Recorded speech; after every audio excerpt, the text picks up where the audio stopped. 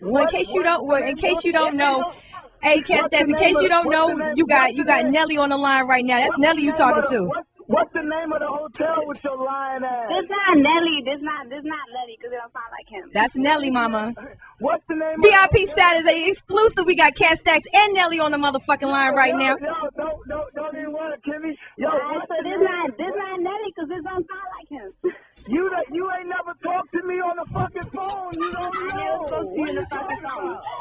Horrible. If it wasn't for my family, and if it wasn't for Q of Worldstar supporting me and my fans sending me letters and money to eat when others wouldn't, I wouldn't have survived. So it's the early 2010s and social media is catching fire, and so is Cat Stacks. She is everywhere. What's up, y'all? This is Cat Stacks and you're watching ThisIs50.com. She's trending on Twitter for putting rappers on blast with nothing but a shaky webcam and sheer nerve. Her real name, Andrea Herrera, basically made herself famous by spilling the tea on every rapper she claims to have slept with. This includes people like Bow Wow, Nelly, Wayne, and the whole Young Money crew.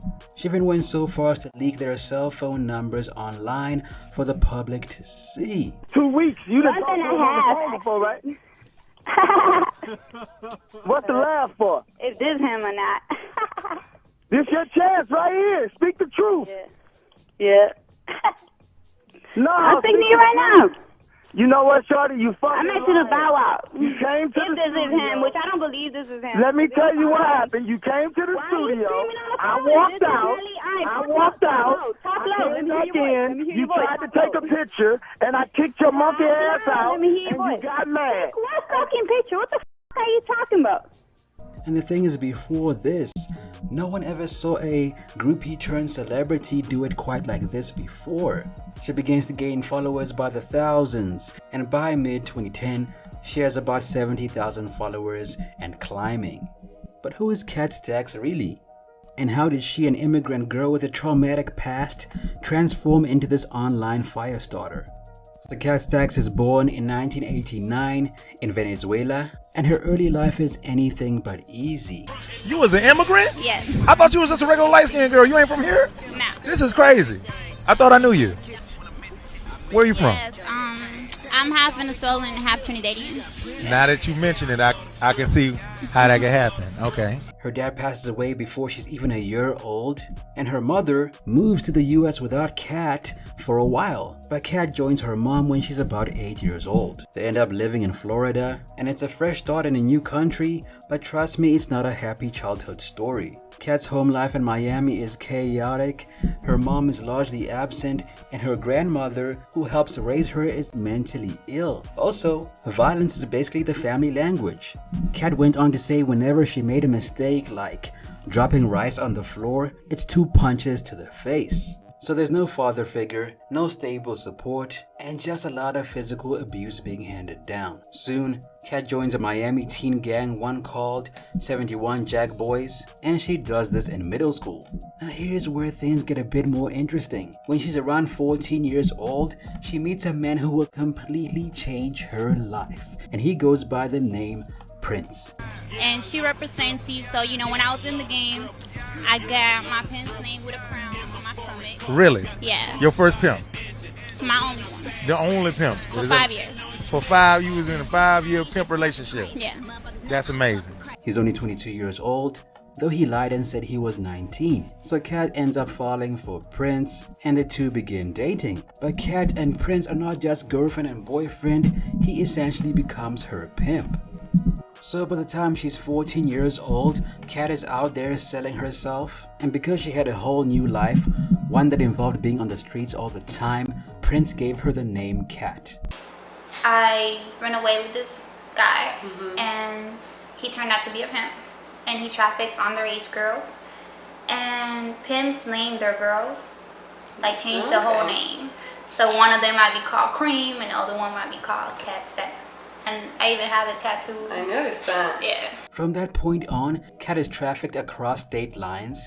Prince moves her from Miami to Atlantic City, then up to New York, and he's doing all of this to keep her mom from finding Cat. At the meantime, Cat is sleeping in cheap hotels, dancing in underground strip clubs, and handing all of her money to Prince. For nearly 5 years this goes on. But then, fast forward to Kat at around 19 years old, and in a stroke of fate, around 2009 she gets arrested in Broward County, Florida, on a weapons charge. They find Kat with an illegal firearm, and this sets off a chain of events, because now the police are going, hold on, your visa has expired.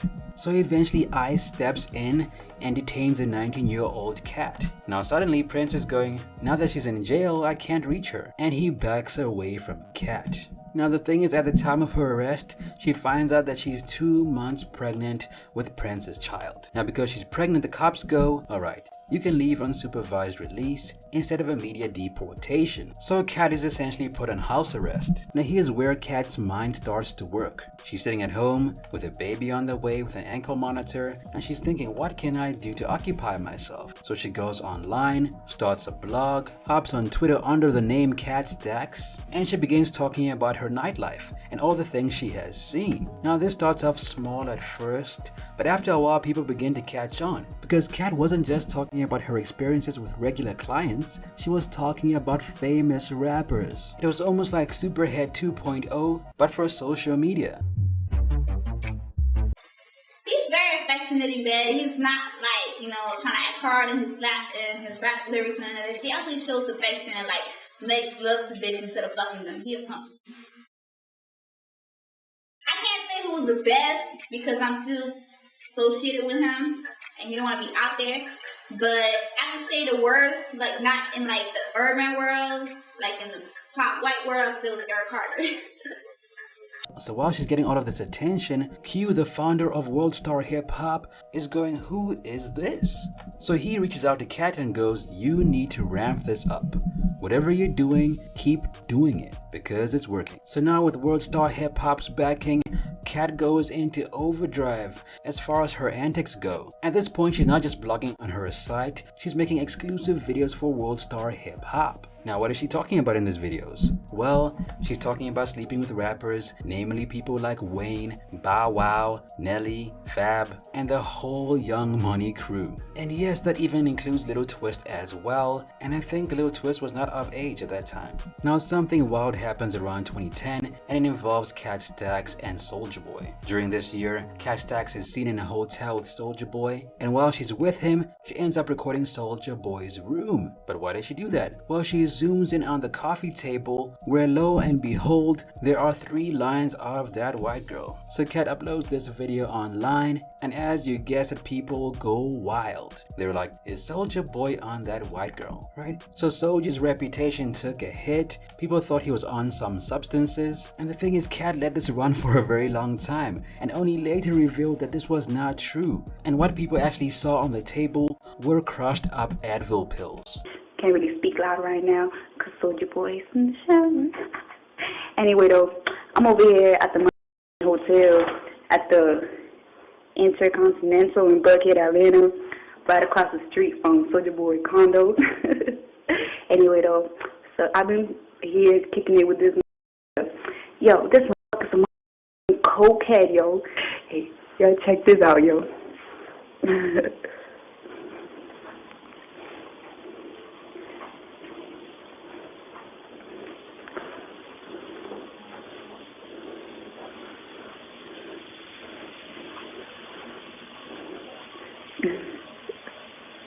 Look at this shit, man. This nigga's a cokehead, yo. Cocaine is a hell of a drug. Whatever. Fuck that shit. You gonna stay with me? Have some fun with me today? Or you gonna be an asshole and fucking dip and go to Javard's house? I could be getting fucked up. Stay with me. I feel better now. So now Kat Stacks' popularity is exploding. She's making headlines on rap blogs daily. And even though she gets a lot of love online, she gets more hate than love. People begin to bash her online, call her transgender, claim she's ruining lives. And it's not just the fans that are getting upset, it's the rappers she's talking about as well. Now here's where things take a turn. Around 2010, Kat is in a bar in Midtown Manhattan, and the bar is called SOBs. Now while she's at the bar, two men approach her, clearly angered by something, and they confront Kat Stacks. One assaults her, slaps her across the face, and this sends her phone clattering to the floor. The other one grabs her and says, "Say sorry for what you said about Fab. Say sorry to Bow Wow," right? And because Kat is dead scared, she's going, "Of course, I apologize. I apologize to Bow. I apologize to Fab. I didn't mean anything I said." Apologize. Say sorry, Fat. Apologize. Say sorry, Bow. Bow Wow. Watch your mouth. Apologize if I drag you. What's wrong with you, man? Now the thing is, just a few weeks later, another video pops up with Kat Stacks being harassed by a group of girls. Those girls were also accompanied by Young Muzzy, and he's a bodyguard affiliated with Young Money. Now this incident is very similar to the previous one. On camera, everyone demands that Kat Stacks apologize for lying about sleeping with these rappers, right? Kat is basically attacked in the video, and once she reaches a point when she can't take it anymore, she cries and apologizes. Now, after this incident, Kat changes her ways and she becomes a good Christian girl. I'm just pulling your chain. She essentially goes online and says, "Look, I know I apologized, but I didn't mean it. I simply apologized because I was under attack." Now by saying this, Kat became even more hated, but little did she know the public was the least of her concerns. Enter Uncle Sam. Now here's where things slow down for Kat Stacks. Around 2010, Kat flies to Nashville, Tennessee for a paid appearance at a club, but the thing is, before her performance, the promoter was going, "I don't think that was worth the full amount, so I'm only giving you this," right? And he refuses to pay the full amount. So Kat is like, "Okay, fine, I'm not showing up then." So now the promoter gets very slick. He somehow messes with Kat's return plane ticket, which causes a red flag when Kat tries to return home. So when she gets to the airport and they scan her ID, they go, "Wait, you're undocumented and you have an outstanding immigration order." Next thing you know, she's arrested by ICE on the spot in the airport, a thing she never thought in a million years would happen. Well, I went to do an event in Nashville, and when I went to the airport, they said they couldn't verify my passport, which is crazy because that's the same passport I used to get from Miami to Nashville for the event. And immigration picked me up on a deportation warrant that I had because they didn't notify me or the lawyer that they had changed my court date to about 2 days earlier. And in immigration, to reopen the case, it takes up to 30 days. So during those 30 days before it got reopened is when I got caught up. And talk about the time you spent there. 2 years. Horrible. If it wasn't for my family, and if it wasn't for... So now Kat Stacks is sitting in a cold cell in Louisiana, and she's about to be deported to Venezuela. Now to make matters even worse, when she gets to court, the judge is like, "I know who you are. I've seen the chaos you cause online. So, good riddance. Go back to Venezuela." They tried to deport me over there, but then they couldn't once they looked at, my background, where I came from. So then they tried to deport me for the Worldstar hip-hop videos. They try to deport you on the Worldstar hip hop. They play the videos in court. No, Jesus. And, what? Yeah, they said that I Dirty wasn't... motherfucker. Yeah, they said that I was promoting prostitution, that I did not add anything to society, and that I was rebellious and I need to go back to my country. So in early 2011, the judge orders Kat Stacks to be deported. So now Kat remains in a detention center in Louisiana, and she stays locked up for about 2 years while her fate is in limbo. Now the thing is, while Kat Stacks is in limbo, and while she can't go online and brag about who she slept with, guess what? The fans move on. But something interesting happens. People from immigration rights look into Kat Stacks' case and they go, "Wait, isn't this the same person who got trafficked as a minor? And now she's being treated like a bad immigrant?" So now Kat Stacks' story is getting out there, and another activist named Veridiana Martinez launches a petition that essentially says, "Free Kat Stacks," and it gets about 5,000 signatures. Then in January of 2013, all of this pressure applied to the government eventually works. Kat ends up getting a T visa, which means she can now legally stay in the US. So when Kat gets out early in 2013, she's like, the old Kat Stacks is dead. I'm no longer into antics, and I'm gonna keep it a buck from now on. She also says she's no longer a groupie and no longer a video vixen, and people should call her Andrea now. She even rebranded her Twitter from I Hate Kat Stacks to Admire Andrea. Your Twitter is Admire Andrea, right? Yeah. So it's kind of like a personal statement as well as letting the world know. You know, before I got locked up, I was just like a type of party wild girl. And then once I went to federal prison, I got to like settle down and, you know, see my surroundings clearly. And I'm like, okay, I have a son, I have a family to take care of. It has to be, you know, business, no more playing around. Because, you know, I brought somebody, an innocent person in the world who didn't ask to be here. I brought them here. So for a while, Kat goes on a redemption tour. She goes on local Miami TV, hip-hop magazines, and even national interviews. And she keeps saying the same thing. I'm no longer doing the same thing I used to do back then, and I am a changed woman. Alright, so now that you're out, it's rumored that you've changed your life. I'm not sure for sure what's really going on in your life. Can you tell us a little bit about what you have going on now? And changing, it means that I'm not going to be making any more entertainment videos for Worldstar Hip Hop like I did in 2010, all the controversy.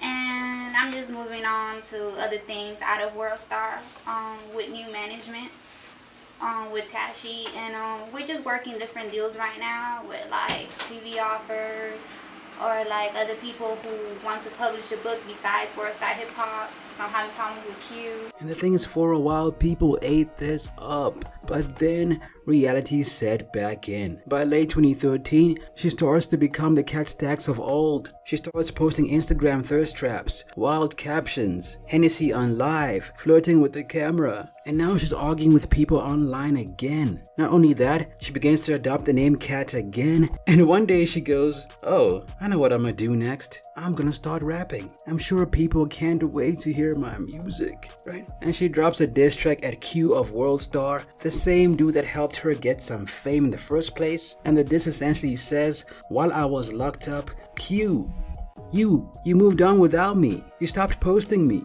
You simply used me and tossed me to the side. So a track comes out called Bitch Who, and the song goes directly at Q. In the song, she accuses him of cheating, paying for her surgeries, while essentially getting nothing from her. So in a way, she's saying that she used him, right? Now the thing is, for years, Kat kept talking about dropping a tell-all book, like Karine Steffans, one that exposes all the drama in the industry and everything going on behind the scenes. So the book gets getting pushed back and pushed back and pushed back. But then finally around 2014, it drops, just under a different name, and it's called Becoming Kat Stacks. Now the book contains her entire life story, abuse, trafficking / pimping, the hip hop drama, all of it. And the thing is, she thought this was going to be her career resurgence. She thought this book was gonna put her back on the map, but it doesn't. The moment is gone. People have moved on from Kat Stacks, and they want nothing to do with her negativity. Because let's be real, she was nothing but negative when she was online, and even though that might be entertaining for a while, people can only handle so much negativity before they tune out. So Kat goes back online, starts doing OnlyFans, does more club appearances and things of that nature.